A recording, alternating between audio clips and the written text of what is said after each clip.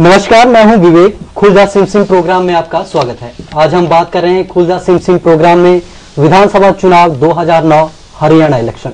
हरियाणा में 90 सीटों के जो तालमेल था वो इस समय हमारे पास मौजूद है। ताजा आंकड़े हमारे पास आ चुके हैं, लेकिन इस बार हम खास बात यह रही कि राजनीति में काफी उठापटक रही है।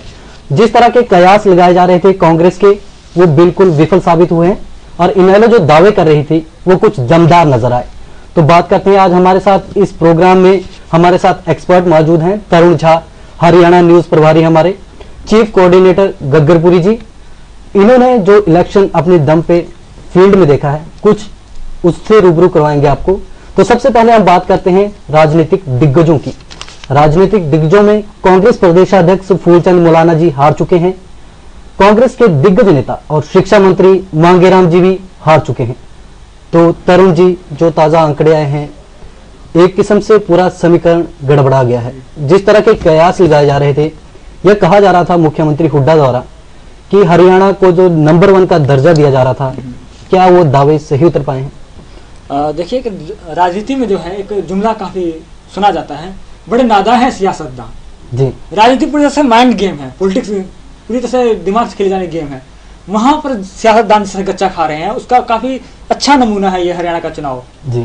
हुड्डा कहीं ना कहीं मान के चल रहे थे कि उनकी सरकार सत्ता में आएगी, बहुत बड़े फिगर के साथ सत्ता में लौटेंगे, मगर कहीं ना कहीं चूक गए। 6 महीने पहले चुनाव करा लिए आत्मविश्वास के आधार पर, लोकसभा चुनाव में जो उनका प्रदर्शन था, परफॉर्मेंस थी, उसके आधार पर। मगर विधानसभा चुनाव में पूरी तरह से वो उनका जो वेव थी, वो जो लहर थी, नदारद रही। इसी तरह उनके बड़े प्रत्याशी हारे हैं, स्टार प्रत्याशी हारे हैं। वीरेंद्र सिंह मुख्यमंत्री पद के दावेदार थे, प्रदेश अध्यक्ष मौलाना, वो हार गए। और इस तरह से और भी कई ऐसे बड़े नाम भी देखने को मिलेंगे। अभी हालांकि ये तो कुछ नतीजे आए हैं, रुझान भी लगातार आ रहे हैं, तो अभी काफी कुछ देखने को मिल सकता है जी। अगर मैं आपके समक्ष ताजा रुझान रखूं तो कांग्रेस इस समय 27 पर काबिज हो चुकी है, बीजेपी 2 पर काबिज हो चुकी है और इनेलो 23 पे काबिज हो चुकी है। तो मामला हम साफ तौर पे देख सकते हैं, इनेलो 23 पे और कांग्रेस 27 पे। जी गग्गरपुरी जी, जैसे लोकसभा चुनाव हमने देखे थे, लोकसभा चुनाव में साफ झलक रहा था कि कांग्रेस की काफी ज्यादा लहर है, लेकिन विधानसभा चुनावों में नतीजे बिल्कुल उलट। विवेक जी, लोकसभा जो चुनाव थे वो नेशनल मुद्दे थे, खास करके डॉक्टर मनमोहन सिंह वर्सेस अडवाणी, तो वो मुद्दा राष्ट्रीय लेवल पर देखा जा रहा था। तो ये जो विधानसभा चुनाव है, ये रीजनल मुद्दे, क्षेत्रीय जो उनके क्षेत्रीय मुद्दे हैं, इनको लेके, जैसे अभी ये मुद्दे महंगाई, बिजली का जो मुद्दा था, ये हरियाणा में बहुत ज्यादा हावी रहा। तो इस वजह से साथ साथ जो मैं कहूँगा कि टिकटों का आवंटन जो हुआ, कांग्रेस पार्टी में 4-4 दावेदार एक सीट के ऊपर थे। तो जो एनएलओ थी, इसने अपना प्रचार पहले से शुरू कर दिया था। तो उन्होंने, जो कांग्रेस के दावेदार थे, उन्होंने भी अपना प्रचार शुरू कर दिया। चारों आदमी अपने अपने वोटर्स को लगाने के लिए जाने लग गए, लेकिन उन चारों में से एक को टिकट मिला जी। इसी वजह से जो 3 थे वो साथ तो चले, लेकिन उनके वोटर जो चुप हो गए, और बागी होके किस अंदरूनी तौर पर वो नुकसान जो है कांग्रेस को हुआ जी। तरुण, हम बात करें पंचकुला सीट की, योगराज जी स्टार हैं, युवराज जी के पिताजी हैं, सभी जानते हैं, लेकिन उनकी हार वहां हो गई। डीके बांसल जी वहां जीत के आए। तो क्या समीकरण मानते हैं आप पंचकुला से? इस बार का चुनाव पूरी तरह से मसरूफियत भरा रहा है, सीधे सीधे मोटे मोटे तौर पर यही बात निकल रही है जी। अब अभी इन्होंने जो बात कही गजरपुरी ने, काफी हद तक सही है कि कांग्रेस उस टाइम राष्ट्रीय मुद्दे हावी थे, मगर उसके जड़ में हम देखें तो 58 सीटों पर कांग्रेस लीड कर गई थी जी। वो लीड कम हुई इन चुनावों में। अभी भी 23 पे, अगर हम 27 पे नतीजे जीत में जा रही है, तो रुझान के मुताबिक ये 40 के करीब इनका बैठ रहा है आंकड़ा। 58 से उल्टे 18 सीट कम घट गई है इनकी। उसी तरह से जहाँ ये पिछड़े थे, वहां पर फिर से बढ़त नहीं बना पाए हैं। मसलन कई ऐसी सीटें थी जहाँ बढ़त बना पाए, वहां हार गए।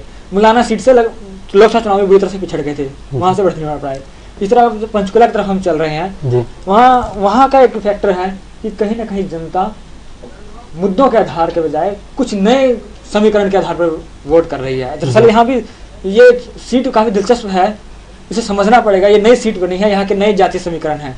यहाँ हम बताना चाहेंगे कि दोनों ही, योगराज सिंह एक स्टार उम्मीदवार थे, राजनीति से काफी दूर रहे हैं, अचानक से राजनीति में आए हैं।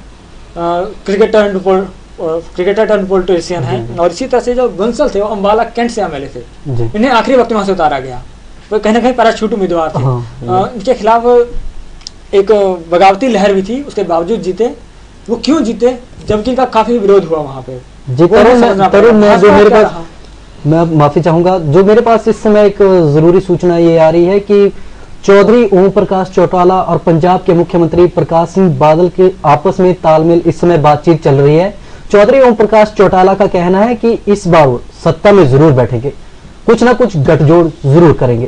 तो ये दावे देखते हैं अभी कुछ ही पल में जो एग्जिट पोल क्लियर कर देगा, कितने सच्चे उतरते हैं कितने झूठे उतरते हैं, ये तो अब अभी कहना मुश्किल है। मोटी मोटी बात करना चाहूंगा, यही सियासत है। जिस तरह क्रिकेट अनिश्चितता से भरा खेल है, इस तरह सियासत में भी अनिश्चितता में कुछ भी हो सकता है। मुझे याद है जितना भी हमने स्टडी किया है तक की पॉलिटिक्स को हरियाणा की, किसी भी एग्जिट पोल में क्या किसी का भी अनुमान नहीं था कि इनेलो चौटाला इस तरह से कम बैक करेंगे। इतना जबरदस्त कम बैक उम्मीद ही नहीं की गई थी। हर लोग 10-12 सीटें दे रहे थे। इवन कुछ जगह पे माना गया कि चौटाला विपक्ष में भी नहीं बैठ पाएंगे पिछली बार की तरफ। पिछली बार चौटाला विपक्ष में बैठने से महरूम रह गए। उसके बावजूद जबरदस्त कम बैक किया। कुछ देर पहले कुलवंत जी ने बताया कि प्रचार अभियान, आक्रामक प्रचार अभियान की बहुत बड़ी भूमिका रही।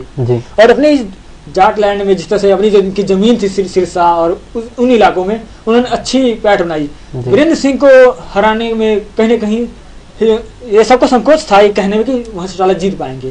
लग रहा चौटाला सिर्फ टक्कर देंगे, जीतेंगे नहीं। मगर हालांकि बहुत ही नॉमिनल वोट से, बहुत नॉमिनल मार्जिन रहा, नाम मात्र रहा, सिर्फ 96 वोट, कोई आंकड़ा नहीं है कि लिहाज से देखा जाए तो इतने वोट से हरा पाए। लेकिन इन्होंने वहां जाटलैंड में जाकर अपनी चौथा कायम की है।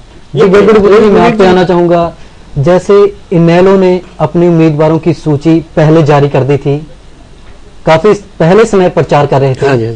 कांग्रेस ने काफी आप कहें देरी से एक तो अपने उम्मीदवारों की घोषणा की जी, तो इनेलो का प्रचार आपके कहने से किस हद तक कामयाब रहा? विवेक जी, मैं यहाँ पर एक बात बताना चाहूंगा आपको कि पिछली विधानसभा जो चुनाव हुए थे उसमें भी इनेलो को काफी नुकसान हुआ था। इनेलो ने उसी समय से ही अपनी जो गलतियां थी उसको सुधारना शुरू कर दिया था।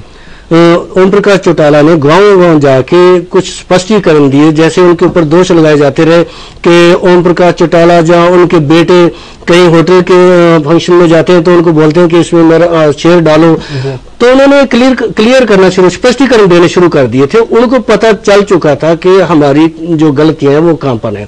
तो उन्होंने इलेक्शन जब अनाउंस हुआ उससे पहले से ही अपना प्रचार शुरू कर दिया था और उनके जो उम्मीदवार थे वो पहले से तय थे कि ये ही उम्मीदवार उनके चुनाव लड़ेंगे, जिसका उनको काफी फायदा हुआ। इन्होंने अपने जो स्वभाव के अंदर अजय चौटाला और अभय चौटाला ने तब्दीली लाए ये लोग, क्योंकि इनके बारे में कहा जा रहा था कि गुंडागर्दी जी, भ्रष्टाचार जो गुंडागर्दी का इनके ऊपर दूषणबाजी लगाते रहते।